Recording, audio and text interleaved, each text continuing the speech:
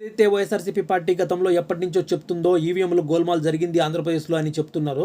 So, కాబట్టి దానికి బలం చేకూర్చే విధంగా గూడా ఈరోజు అయితే రాహుల్ గాంధీ గారు మాట్లాడుతున్న మాటలు నిజంగా ఒక రకంగా చూస్తే గూడా ఆందోళన కలిగిస్తుంది. తప్పకుండా ఇలాంటి సంఘటన జరిగింటుంది ఏమో అనే అనుమానానికి బలం చేకూర్చే విధంగా కనిపిస్తుంది అనేది వైఎస్ఆర్సీపీ పార్టీ నుంచి బలంగా వినిపిస్తుంది. ఒక రకంగా దీనికి ఇప్పటి వరకు కూడా ఏదైతే రాహుల్ గాంధీ గారు చేసిన కామెంట్స్ అయితే ఈవీఎంలో గోల్మాల్ జరిగింది, ఓట్ల శాతం ఎక్కువ పెరిగింది, కొత్త ఓట్లను చేర్చారు అది ఇది అని చెప్పేసి ఆయన ఏదైతే అనుమానాలు రేకెత్తిస్తున్నాడో. సో, కాబట్టి ఆ అనుమానాలకు పూర్తిగా కూడా ఎవరు కూడా ప్రతిఘటనగా ఇది జరగలేదు అనే విధంగా కూడా ఎవరు కూడా ఆయనకు ప్రతిస్పందనగా మాట్లాడే వాళ్ళు కూడా లేరు.